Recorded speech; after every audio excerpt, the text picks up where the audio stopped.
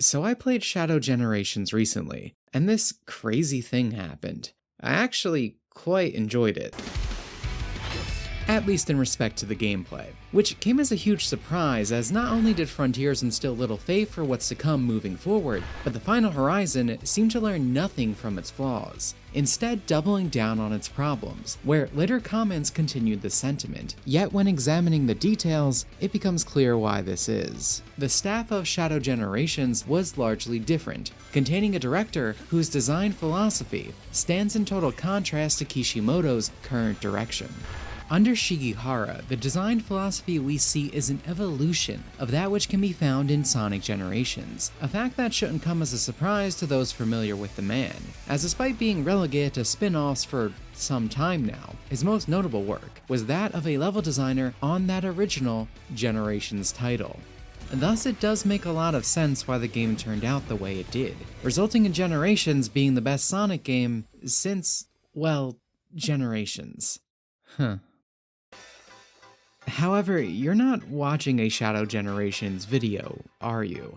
That's because while the gameplay surprised me, the writing within it, in contrast, left a more expected impression. Still headed by Ian Flynn and still bouncing around in quality, from being decent to displaying some of the worst current Flynnisms we've gotten. So instead of focusing on the mechanics in order to release what would most likely be the 20th Shadow Gens is actually good video onto your home feed amidst me working on a much bigger project, I would like to focus on this particular area for today, one that has been a continuous problem in the series even before the current lead, which is the character writing. Specifically at the forefront of our discussion will be Amy Rose, as while she is not a factor in the Shadow half of the game, the Sonic Generations portion of this package includes a rewrite of several scenes by Ian Flynn, where his changes highlight the current trend of Ian distorting Amy's relationship with the titular character, Sonic the Hedgehog, and much of the girl's original personality. Both his reasonings and misunderstandings in relation to the core traits that make up her character are not unheard of by any means, and are often echoed by many people who offer commentary on the series. However, with Flynn now penning near every part of this franchise to some degree, the issues that arise from these mischaracterizations have become far greater than ever. Furthermore, I believe coming to an understanding of what drives Flynn to alter Amy will also offer a lot of insight into other changes that he has helped push into this franchise. That said, before we get into discussing Amy Rose's prior characterization, there is one aspect of this that must be addressed from the get-go, in relation to everything I just said. As the current age of brand ambassadors that have dubbed themselves Sonic fans seem to be averse to pinning any of the current issues people have on the main writer, instead choosing to put responsibility wholly on Sega itself, thus stating that the current direction is an inevitability, and not something to be criticized. This is a flawed argument on its own, as these are issues regardless of who does them, but it's because of this that I believe it's necessary to get everyone on the same page, and prove where the source of this direction is according to the information we have. So let's start where the defense usually does with a 2023 Bumblecast, that being Ian's podcast, where he says this in relation to Amy's affection for Sonic, as well as Sega's views on relationships. Gonna be interesting.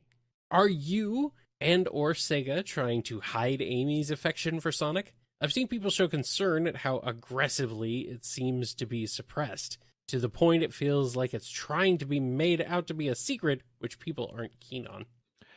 For my part, I just want it to not be her singular motivation, her singular personality trait, but it is part of who she is. So I feel like it should be acknowledged.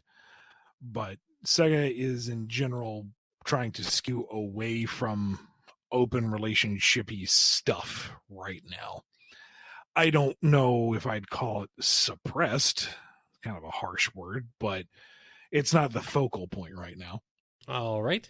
Now, having displayed the usual defense, I want to clear that I will not be attempting to tell you that Ian is directly lying in this clip, but I do believe people are not listening closely to the words he is actually saying. Firstly, the statements spoken here primarily are of Flynn's viewpoints. He believes Amy's affection was her sole character trait, and thus would like to minimize it. where secondly, the only thing he says about Sega is a vague statement that they would like to avoid open relationship-y stuff. Speculating on what this means will be unnecessary though, as if we fast forward to an upload in May of 2024, we do actually get more clarification on Flynn's thoughts, as well as Sega's. However, the picture it paints is not at all how the original clip is presented. With the lines as they were, the whole goal with Amy's story in Frontiers was to bring it to some kind of end. Because this whole will they, won't they, cat and mouse that we're never going to actually get an answer on felt antagonistic, not necessarily intentionally, but, this constantly dangling carrot without any real commitment one way or the other. It's like, let's just have them move on in some way, do the characters a service so that there's more to them than just the, will they have kisses one day? Do something. And so part of it was Amy's resolve to share her love with the world, to not have her entire existence revolve around someone who's always running away from her. She has so much love to give. She has so much potential. Instead of focusing it on one person, give it to the world and see what a force she can be for good and change and all that. And Sonic, for his part, realizes that, well, she's not chasing anymore. We're just cool. We're friends now. And the lines in the script are kind of testing those waters to see if that's what the team would accept, if that's where we could take things. And the fact that they were not present in the final, actual game told me, okay, well, no, they didn't want to put too fine a point on it. It's not in the published game. Therefore, it's not canon, and we can explore it again later. What we can ultimately come away from these clips with is that Ian not only views Amy's affection as previously being her main character trait, but also that Amy and Sonic's relationship is a will they, won't they. To him, he believes it's a carrot that is being dangled on a stick, resulting in a toxic dynamic for both fans and the characters themselves. Thus, he would like to turn it into a more stereotypical relationship if they must have feelings, or preferably, that it's moved on from and dropped in its entirety.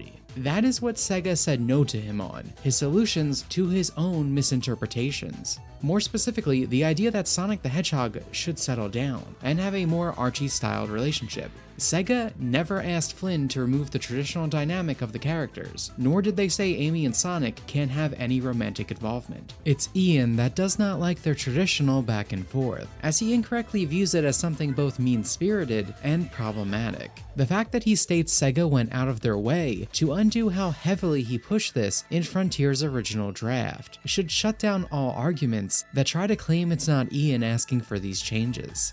That said, while I believe the words of Flynn prove my claims to be correct on their own, it's best we look at the facts of the matter as well. If it's truly Sega inflicting a writing restriction that bars these characters from flirtations, we won't be able to find Amy being more romantic or invoking the duo's traditional elements in Japanese. Yet that is exactly the case.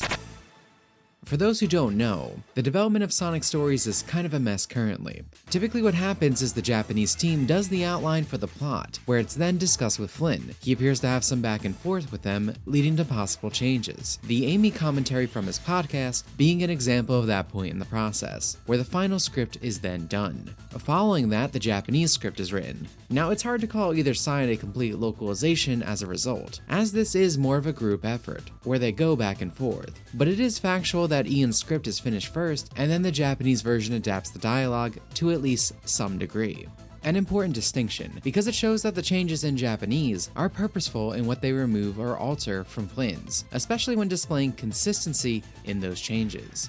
Keeping with Frontiers, as we already know from the interview, what Ian wanted to do with Amy was rejected, thus he needed to tone down his intention. Yet even then, this diluted version of his desires still has Amy's love for Sonic being directly mocked in the English version of Frontiers, quite literally making Amy say she's strong and no longer a damsel, so she doesn't need to be saved by him. Ignoring that she was never a damsel for now, if we turn our attention to the Japanese version, what we find is her love is reintroduced into the main plot. Not only does she not shy away from it being mentioned, but it's used in an interesting way narratively. Amy reflects on how her feelings end up putting herself or the one she loves in danger, due to her acting recklessly at times, chasing after Sonic. Thus, Amy wants to figure herself out more, act less hastily, so she can better protect the things and the person she loves as they go on these adventures. If we fast forward to the remaster of Sonic Generations, within Amy's English bio, it states that she's inspired by Sonic, yet the Japanese version used not only admiration in its place, but specifically akogarete. This word is generally used for higher forms of admiration, notably when a character has a crush on another, some form of attraction, or to put it lightly, a yearning for them. So essentially this bio is kept completely the same except for this word choice, where they could have used several others if they wanted to say something lesser, like in English. Yet, they found it important enough to increase the level of affection. Further, the Japanese version of Generations kept the original scene of Amy praising Sonic and calling him her Sonic, where it was altered by Flynn to instead have Amy say she'll be the one saving him next time. I'm sure you can already see a reoccurring theme here. Instances that display Amy's affection are often mirrored against Amy spouting generic dialogue about being strong and how she doesn't need Sonic in Flynn's scripts. Even outside of the games, when we see Amy in Japanese promotion, it is in complete contrast to the English, Amy still appearing as the character of old. だってソニックの邪魔はしたくないじゃない。私は止まらずに走り回ってるソニックを見ていたいの。それで私の方が追いつくの。 Hell, the mascot costumes that Sega use at events have the Amy performer all doting on the Sonic performer. Thus, I think given all of this, it is factual from what we can see that Sega does not want Amy and Sonic's dynamic removed, or even toned down. They embrace it at every turn. So next we need to dive deeper into that very dynamic, as Ian's description, while being echoed by several other people in my experience, is offensively off the mark in its inability to comprehend relationships beyond the most basic of understandings. Where I would like to start this discussion with two excerpts from official sources, first being from the co-creator of Sonic the Hedgehog himself, Yuji Naka. We get a whole lot of letters on this one. Do you think Sonic and Amy Rose will ever get married? There will hardly be a chance, I bet. Amy will continue to pursue Sonic all the time, but Sonic will not ever get married. I think so, because I cannot picture that image of Sonic, that he is married and has his children. Also, I feel it's more Amy's style to always chase Sonic. Following this, I'll be taking a section from an article on Sonic Channel, Sega's official Sonic hub, where they were describing the relationship between Sonic and Amy. Even so, the relationship between the two of them is still progressing slowly. So what is the actual situation? Amy's occasional attacks and Sonic's cold reactions, such rude exchanges between the two of them, somehow seem like a stable, relaxed exchange. The fact that outsiders are curious about all of this may be the charm of the relationship between Sonic and Amy. I'm really looking forward to seeing what happens to them and what the future holds.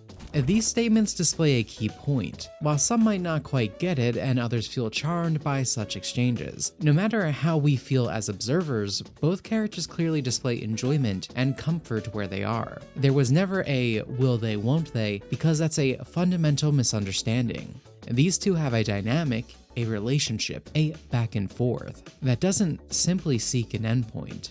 Which I believe is fitting for the thematics that come with that of Sonic the Hedgehog. As prior to movie synergy taking hold of this franchise, Sonic was associated with the wind. This is because he's a free spirit, rushing by, gone in an instant, always seeking the next adventure. He was never made to be a stereotypical hero, a Superman or a Boy Scout. Guess I can't be the hero every time. Sonic wasn't out there strictly looking to crush the bad guys or save the day. He was looking to have fun.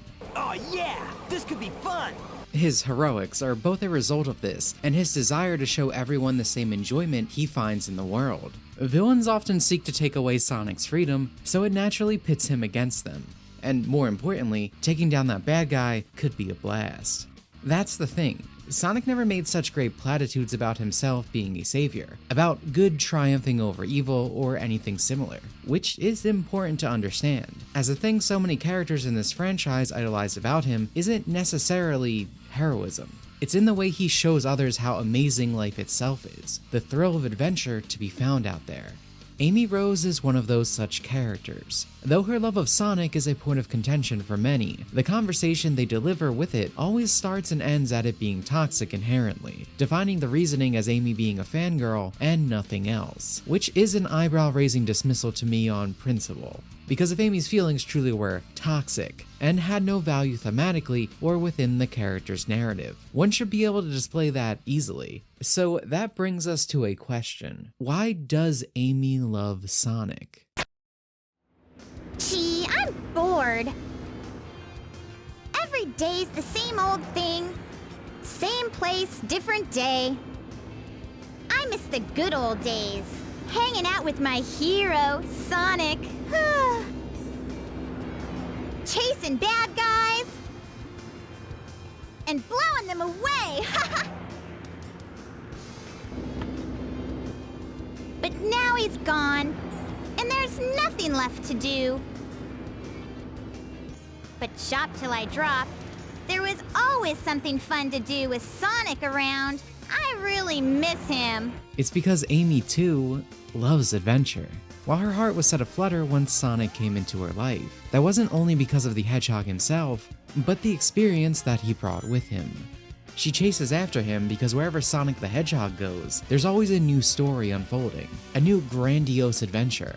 If he's the wind, then she's the breeze that follows it. That's why Sonic settling down is not only antithetical to the character himself, but also to Amy's affection, why she's chasing him to begin with. I once again ask you to refer to Naka's previous comment, as there's something else that we can take away here. At no point is it said that Sonic doesn't love Amy. What he does tell us is that neither of them will settle down because it suits both their personalities to be in the current dynamic. A sentiment that is not at all exclusive to him, as we can see it further echoed by the other creators of Sonic, one example being Naoto Oshima, Sonic's original designer. When answering questions about the duo on Twitter, the sentiment he shares can be summarized as this: Oshima loves Sonic and Amy as a pairing. However, he cannot see them settling down, as Sonic forever has the heart of a boy. Yet, if Sonic had the heart of a man, then he believes he would choose Amy for that journey, implying Oshima too sees Sonic sharing Amy's affection, which doesn't just stop at ethereal comments. When we look to the games of the past, Sonic's own affection is clear. Particularly telling is how Sonic reacts when Amy doesn't reciprocate the usual dynamic for one reason or another, resulting in him being visibly troubled. Found you, Sonic! Oh, Sonic! I've been looking for you forever! Hey, let me go. You're crazy if you think you can get away from Amy Rose and... Who are you? Oh my gosh, I am so sorry! I just completely mistook you for someone else. That is so strange. I could have sworn it was him. Anyway, I'm really sorry. See you later! Though what could be seen as even more insightful is that what goes unsaid. Consider that Sonic is not a character who ever bites his tongue, a quality leaving some people in and out of universe to see him as rude. While this is something I don't entirely agree with, it's inarguable that he's a direct individual. If he sees something he does not like, he will put a stop to it, or at least make his opinion known. Yet, despite that, he never tells Amy to flat out halt the advances. In fact, there's very clear evidence he enjoys them. Nowadays, there's a push to give Amy some mystical power set. Yet what has always been her most astounding ability to me historically is nothing of the sort. It's that she can simply make Sonic the Hedgehog shy. We see it so often when she approaches, but I think the best way to display this is how Sonic handles the topic of Amy when she's not even present. And for that, I'd like to start with a segment from Sonic Station Live. 質問をまとめるとこれだな。実際のところエミーのことどう思ってる？実際も何もエミーは頼れる仲間で大事な友達さ。ちょっと時々パワフルすぎるけど。いつもいろいろまあ感謝してるさ。OK 回答終わり。音速一問一答。Thank you. We hear admiration in his voice as he compliments her, sure, but really, it's the way he becomes stuttered toward the end that gets me, simply saying he's thankful for her, wanting to move on to the next topic. It's no different from a boy with a crush. Then if we look back at Sonic Battle, there's a point in the story where Sonic is alone with Rouge, and she begins to flirt with him, where the blunt Sonic the Hedgehog didn't just say he wasn't interested in Rouge, not getting in any way flustered like he does with Amy, but he also states there's someone else he's involved with. And these are far from the only examples. When the topic of dating Amy is breached, his responses are often minimal, yet so telling. They can be as subtle as saying nothing and just wearing a smile. But perhaps that's because for Sonic, there's nothing that needs to be said. The idea that this dynamic is required to develop in a specific way, or it was abusive, and doesn't count for anything is insulting to the fundamentals of who these characters are. They found a relationship that fits them perfectly. However, now that we've come to that understanding, we must once again turn to the criticism that it comes under. As while explaining the dynamics of Amy and Sonic from how they're written to the men that created them has taken apart much of what Flynn has said and others have echoed, there is still one rather large elephant in the room, or at least a perceived one. That would be the Archie comics. These are invoked as a counter-argument to the prior statements, as in Archie, Sonic frequently had more stereotypically defined relationships. Thus, they are used to state that clearly, that kind of dynamic is perfectly suited for the character. But this is ultimately a flawed point of comparison. While sharing both name and appearance with the hedgehog we know, Archie Sonic is intrinsically written as a different entity, much like how these books are extremely removed from the tone and storytelling of the games. In a lot of ways, that Sonic was the stereotype Flynn and others misinterpret game Sonic to have been. In Archie, he's more traditionally heroic, overly wordy, and a long list of other deviations that aren't directly important to this discussion. Though ironically, perhaps the best way to illustrate how different they are is in how Archie Sonic does handle relationships. Tell me, could you even picture the Sonic of the games? Getting with a girl his best friend is in love with, where he further proceeds to treat that friend like total shit, rubbing it in his face, leading to a literal brawl between them.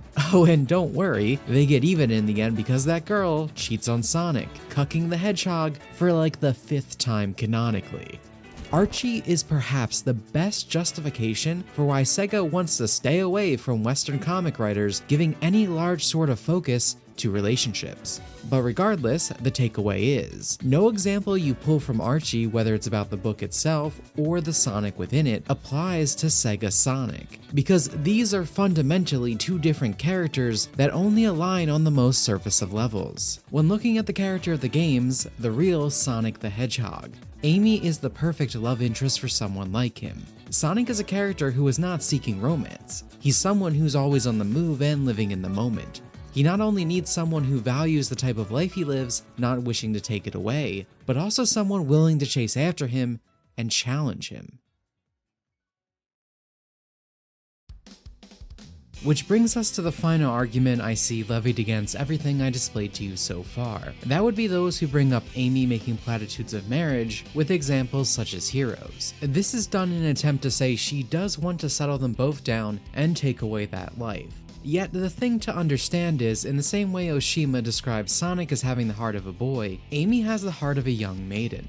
The media literacy experts of social media often treat this scene from Heroes as if it's the height of toxic Amy writing, stating she was stalking him and trying to force Sonic into marriage. Yet the scene itself shows both Sonic referring to the interactions as Amy playing around. Amy, knock it off! There's no time to play! And further highlights how Amy being here has absolutely nothing to do with forcing him into marriage. I swear I don't know Froggy or Cheese's brother. You got me mixed up with someone else. There's a very clear, tangible reason they're in conflict. Something the game establishes from cutscene 1, mind you. But I'm expecting too much of current Sonic fans, I understand. More to the point though, this is emblematic of any time the word is uttered. It's for banter, a lighthearted and whimsical exchange that is never pushed further or seriously held over Sonic's head. Amy's fantasies are of a later point in life like any girl has. They might not come tomorrow, a week, or even a lifetime from now in reality. And that's okay, because the moment that happens is the moment that journey is over. To me, everything they have or could possibly have is far richer than that of any label Flynn and Co. would like to trade it for. The relationship of Sonic and Amy is about the journey, not the destination. It's flexible enough that we do see allusions to traditional elements of progress. Where they go on dates, we see flirting, those back and forths that we talked about that sometimes flip on their head. Yet the relationship is never stagnant, it's never troubled. It's always moving like the two of them, remaining fresh and exciting. I can't imagine anything more fitting for the series.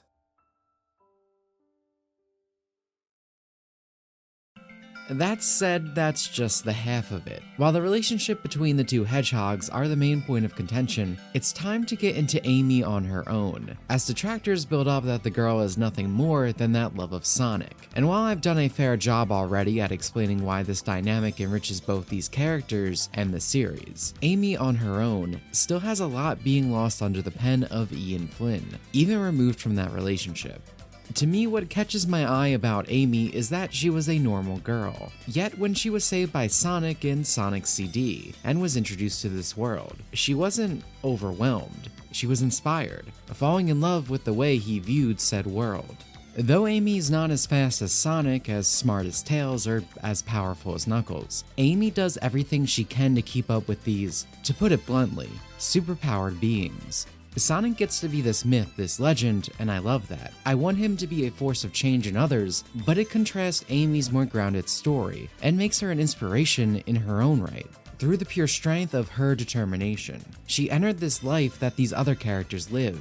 Which is why that damsel comment in Frontiers is so telling about the current writer. It shows a complete ignorance or purposeful dismissal of various parts of her character up until now. Amy is notably more stereotypically heroic than someone like Sonic, perhaps as a result of how she got here. The girl's compassion and empathy is unrivaled. It's what drives her to save the bird in SA1. And yes, while we do see compassion for the innocent from a lot of characters in situations such as this, what makes her different is how that quality interacts with even villains. While Sonic swoops in to save the day without asking questions, Amy always tries to understand everyone, not because she's gullible or anything similar, but because she wants to find the good in others. This is why she's able to connect with Gamma in SA1, Shadow in SA2, or to pull from one of the few examples in recent memory that understand this quality, Metal Sonic in the Mania shorts. This can be a power in its own right. It saves the world in the case of Sonic Adventure 2. That's not to say that Amy is a pushover though. She's not one of those characters who cries at the idea of violence. She's very willing to square up in the face of evil or what she believes is right. Even when it comes to the boy she loves, she was able to confront Sonic in SA1 when she felt his actions were wrong, leading them to sparing Gamma. Or in 06, when she is instead standing up for Sonic against Silver. This encounter honestly displays both of these points quite well. Though Silver just thoroughly beats Sonic into the dirt, which, god I miss this aspect of Silver, before IDW softboyified the guy. But hey, what is accurate characterization to an IDW writer with a headcanon? Point being, there is no fear or hesitation in Amy as she gets in the way to protect him, where Silver is stunned. Because in the little time he's interacted with Amy Rose, she was able to reach and connect with him, earning trust. Very few characters could have saved Sonic at this moment, and yet Amy is one of them, because of her unique qualities, none of which have to do with some magical or superpowered ability. That's just it. Amy had unique talents and skills. She's just not some all-powerful girl boss who can do literally everything. Yet I think the reason people like Flynn see Amy as lacking both in personality and her prior writing is because much of Amy is intrinsically feminine. She was weak in the physical sense. Compassion and empathy were some of her defining qualities. She's rather girly in appearance and personality. Love is a factor built into every aspect of her, not just for Sonic in life, but even mechanically. Her movesets would regularly contain hearts for Flare. So at a time when femininity in female characters is demonized as wrong, of course a character built around it is going to be seen as lesser. And while we've already countered this with how Amy's feminine qualities empowered her, leading her to help others in ways only she could, the reason I structured the video like this is because I don't want your takeaway to be that Amy is good solely because she was strong. No, Flynn's line about damsels is not just moronic for how it displays zero understanding of the character he's now writing for, but what it implies beyond her. So let's get this straight. If Amy played the damsel role to a T, that would inherently be a flaw. A character can be valuable for reasons outside of conflict. They can be layered, interesting, or serve a whole host of other uses. The idea that you can't write a good character who possesses such a trait is utterly ridiculous. Some girls, most girls statistically, are going to relate or take an interest in the qualities of Amy that are feminine, over some stereotypical girl boss butt kicker. So, then why are such qualities seen negatively? Why is Amy viewed in such a way just because she's girly? In a children's property, no less. Why is there an attempt to limit art to not be able to have something that is not just commonplace, but built into human nature? I thought about a million ways to deliver this point more artistically, but it really is that simple. A character like Sonic gets to embody so much of what boys think is cool and idolize. So why can't Amy be the other side of the coin? It baffles me. Especially because that is the reason I like Amy Rose. Beyond everything I told you so far, she's a sweet, fun-loving girl who has this extra bratty temper beneath. I think she's such a fun character to see interact with others because of this. I enjoy that while being the most emotionally mature in the moments that it's needed, Amy can still be childish when it comes to her crush, to the point of beefing with a literal 8-year-old. Or in those interactions of her chasing the blue hedgehog are the most essential examples of why I adore her. I like Amy's female-centric qualities, no matter their value to the core plot of these games. That inherently tells you that feminine characters don't even have limited value. I'm not a 14-year-old girl. Sorry to everyone I fooled. Where further, it's not like we don't have other females that embody different traits in the series as well. The current direction of the writing is strictly a removal of a unique character. Yet a common response to the girl bossification of Amy that I've even gotten myself back in my friend Tears video is that this change was character development.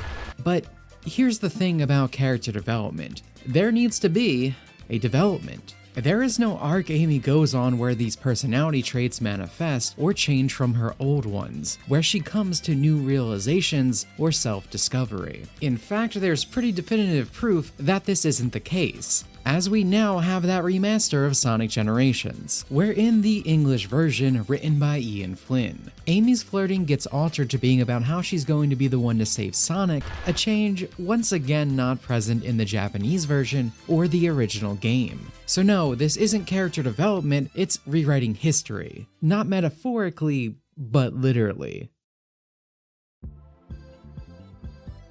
Having said all that, what I really want to dial into in relation to this is how her playstyle reflects this change in direction, because it's more telling than you would think.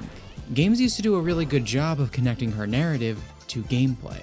Both the Advanced series and Adventure have Amy with a somewhat underpowered but unique moveset, focusing on her Pico Pico hammer, a tool she used in a lot of ways to make up for what she lacked. It allowed her to literally reach greater heights, gave her the ability to physically damage Eggman's creations, and it functioned as a really good tool for gags on top of it all. I really think the perfect playstyle for the character exists in a combination of both of these entries. However, even removed from that, in titles like Heroes where characters mostly played the same, they still accomplish this to some extent, as Team Rose is one of the weaker teams, where further, as she got more fantastical abilities for certain entries and spin-offs with dubious canonity when it comes to those skills admittedly. They all kept thematically cohesive, being based around her feminine charms. As stated, hearts were present on her moves with her iconic Pico Pico hammer. She could literally heal herself thinking of Sonic, or blow a kiss that stopped her opponents in their tracks, just to name a few. Now though, with this new age of Amy, where femininity is downplayed, these aspects were toned down. And similarly to how her personality was changed, the way in which it was done just feels downright insulting to her prior characterization. Firstly, they gave Amy actual mystical powers, but not just any. She now uses and fights with tarot cards. Tarot cards have always been connected to Amy as an interest, but the reasoning for this is at Amy's creation. They were a common hobby amongst young Japanese girls. Wow, almost like there's a theme here. Yet, because Ian's brain might explode if he goes 5 minutes without making a reference, the tarot cards have begun making their way into the comics. And now, while most definitely not only a result of him but the actual developers as well, they have also come to be heavily featured in the games. Within this greater importance, it perverts their actual intention. The cards coming up every so often in games used to be cute. It was the girl's hobby. Yet now her having mystical powers has become Amy's greatest character trait. She's not normal in a relative sense to her world. Even her Pico Pico hammer takes a back seat these days, essentially being replaced. All this is to say, Amy no longer has unique areas where she excels. She's not a normal girl who through her own determination was able to keep up with the best. She's just naturally gifted and good at everything. It gets worse though. You know what really drives the point home? Not only was it just her personality and her power set, it was also her appearance that Ian Flynn wanted to change into this girl boss trope. So let's once again take a listen to the Bumblecast. And I almost want to give Amy something closer to her boom look as a standard. Yes. I don't know. I've never been super fond of the flare skirt and the go-go boots. The hoop skirt, no. The go-go boots, sure. Hoop skirt. Might as well. But the hoop skirt, That's right. He, at the minimum, wanted to move Amy more in line with her boom design, where it's very possible had he been given control to do anything he pleased, as opposed to trying to get Sega to use a design they already okayed for a spin-off, we'd see even greater removal of those overtly female features. No more dresses or anything girly. And if you believe that's a reach to say, then I think it's worth pointing out, this has been a consistent issue for Ian, declaring it most brazenly in a Game Informer interview, where he was being questioned about designing characters for IDW, specifically Tangle. Here, Ian stated he didn't feel there were many good female characters in the series to write for. Cream is a child, Amy is all over the place, Rouge has too much sex appeal, and the only one he was able to talk about positively to any extent was Blaze, saying she's a strong, butt-kicking female. Thus, he needed to introduce another character to round out an interesting female cast, where he created another butt-kicking female. What we can take from this interview is that Flynn views all forms of femininity negatively, at least to some extent. Whether that femininity manifests in someone like Amy with her girly personality, or someone like Rouge, who's a more mature femme fatale type of character. It's always treated as lesser than a character that fits into the role of a general butt-kicker badass. That's not to say that type of character is inherently bad either, as I like the previously mentioned Blaze. She offers unique things to Amy or Rouge, but that begets the point, doesn't it? Displaying how truly backwards the mindset is, as while Ian is framing Tangle's existence as adding more diversity to round out the cast of personalities, he's copying the blueprints of another character, and as time goes on we see him pushing for Amy to be closer and closer to this archetype, leading the cast into homogenization. Ultimately, this puts into perspective why the series currently struggles to get a grasp on Amy Rose, from her relationship with the titular character of the series, to the idea that these more feminine girls were capable and multidimensional, without needing to be traditionally powerful. It often does not feel like Ian is genuinely skilled enough to comprehend the storytelling that used to be here, let alone reach it. Perhaps that's why his writing has become more and more focused on referencing and repeating quotes, instead of facilitating interactions that further build on the past like we used to have. To that point, there might be more to explain why things have been so surface level and often misconstrued. As something not talked about with Flynn yet is very important to understanding his views, is that Ian was a fan of Archie Sonic first and foremost. That's not necessarily a problem on its own, but when you come to understand how this frames his changes to this series, such as Sonic's characterization, dismissal of Amy, a want of freedom fighters, or a desire for relationship melodrama, the problems with this become clear. See, back on Ian's now defunct forum, he stated that if he had a choice, he would never want to make the series completely in line with Sega Sonic, the games, and even if Sega mandated him to do so, he would do everything in his power to push back and make these characters more like Archie, as he believes Sega Sonic and his universe wasn't strong enough on its own. Which is, and I've said this a lot now, genuinely insulting. Everyone in the Sonic fanbase wants to give Pontac a hard time for his lack of knowledge or interest in the greater series, myself included. But at least he was honest about it. He didn't want to do a Sonic Adventure 3 story, for example, because he was not familiar with the material and couldn't do a proper follow-up. Yet the person who does know the series ins and outs apparently doesn't think it was good enough. speaking as a fan of these games and what Sega staff has created over these years, I feel more offended by that personally. This does not mean I want Pontac back, or that he was retroactively good, but all the same, when you look at both Flynn's actions and comments, he is clearly not the savior of this franchise that many portray him as. And on that note, so often when I have these criticisms, issues, or just shine a mirror up to the reality of situations, Sonic fans largely hit me with the, "Do you even like this franchise?" because I dared to state my critique on a series I cared about. Yet my question is, with everything I just presented to you, did Ian?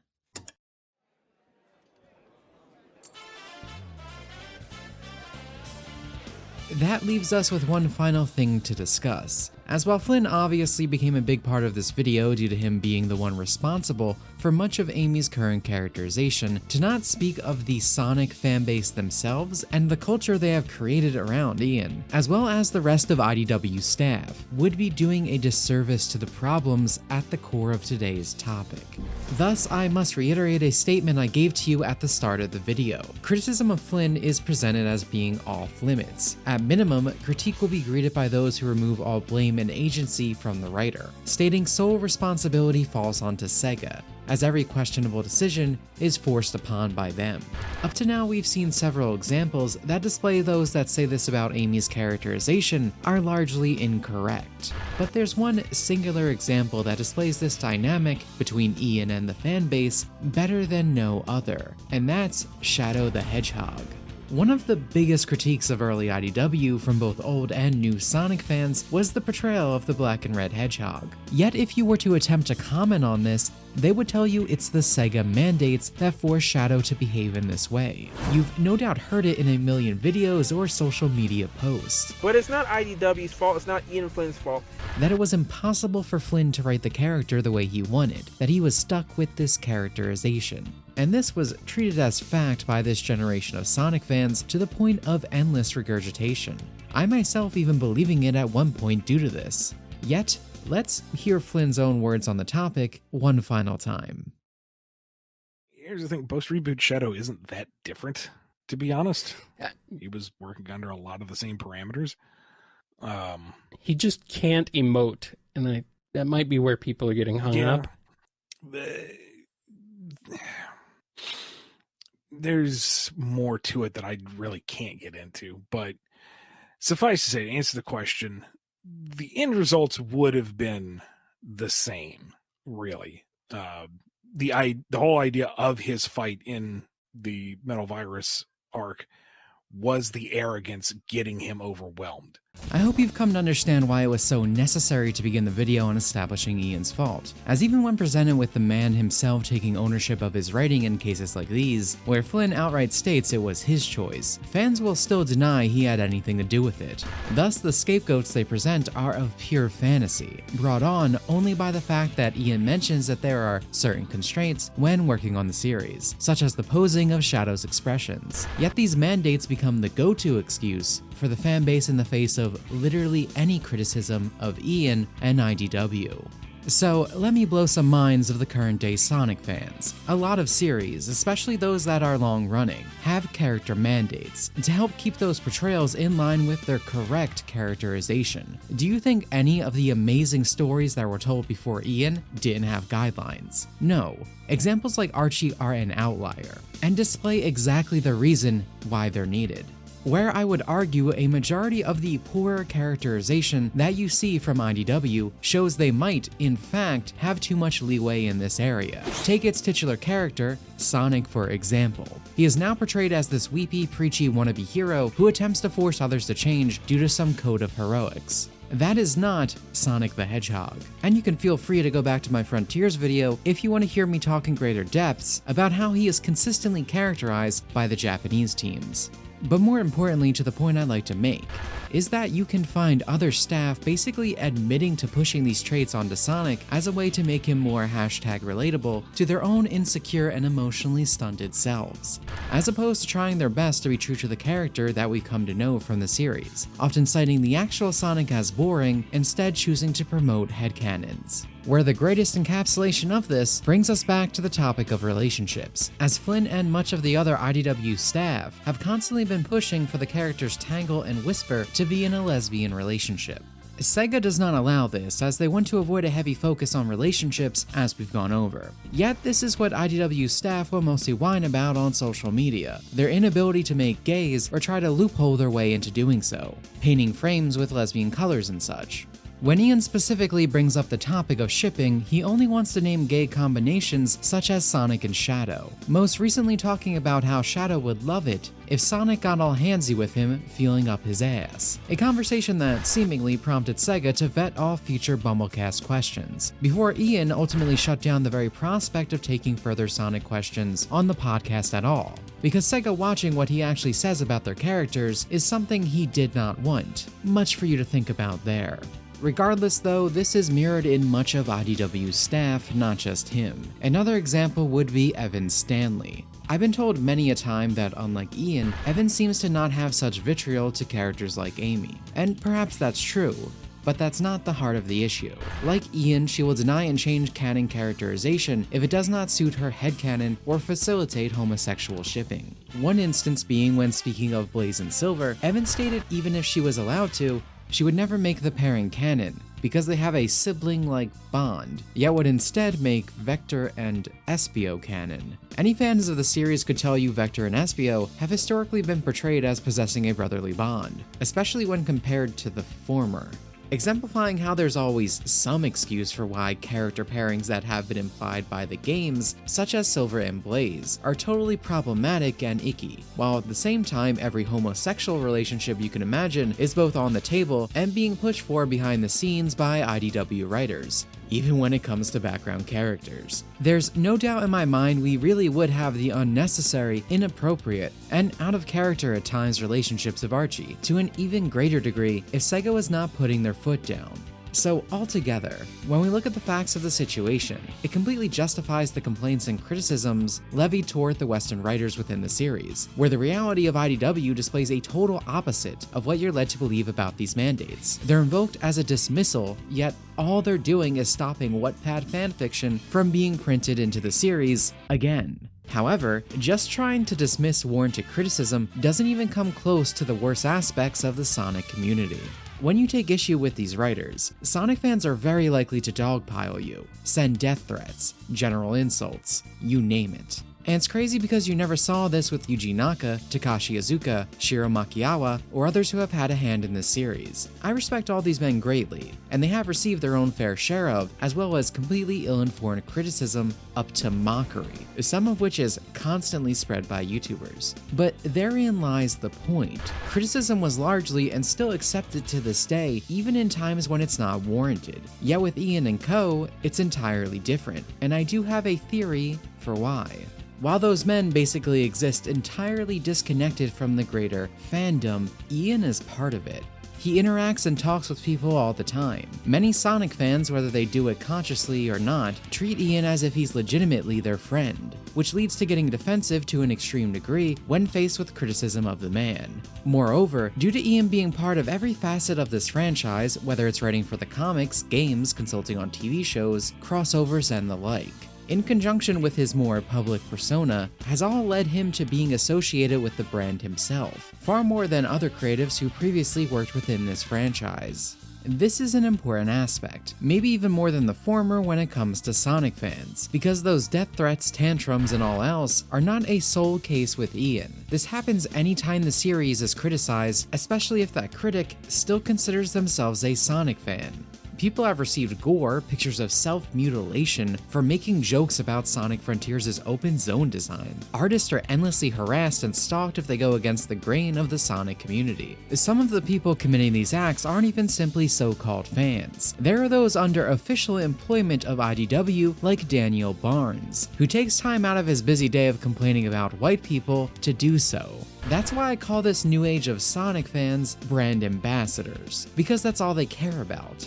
They can't fathom the idea of someone having a preference, a critique, or a general dislike for the current direction of the series. If you have any commentary other than "this is good," well, you're no longer a fan. For them, it's strictly the number must go up, like they're some sort of CEO. Dealing with this mindset is what set me on the path to make this video initially, as when the remaster of Sonic Generations came out, I compared the Japanese version to its original release and the new English script, giving my thoughts particularly on Amy. Basically the spark for the thesis of this video. Naturally, the discussion from me and others led to the spread of information. And despite this all being over a character and a franchise that I'm openly always talking about, these critiques were met with so many allegations that I'm a grifter, culture warrior, or any of the other meaningless fluff people say without actual justification in the hopes of shutting them down. Which one of those people attacking others for caring about this was Daniel Barnes, by the way. Yet even that was only the start. Right after Rouge being censored became the topic of discussion, which gave me the pleasure of seeing a bunch of Sonic YouTubers defending censorship of the art they base their entire personality and online existence around. It's really just kind of sad and extremely pathetic. The Sonic fandom cares a hell of a lot more about the fandom part than the actual content of the Sonic.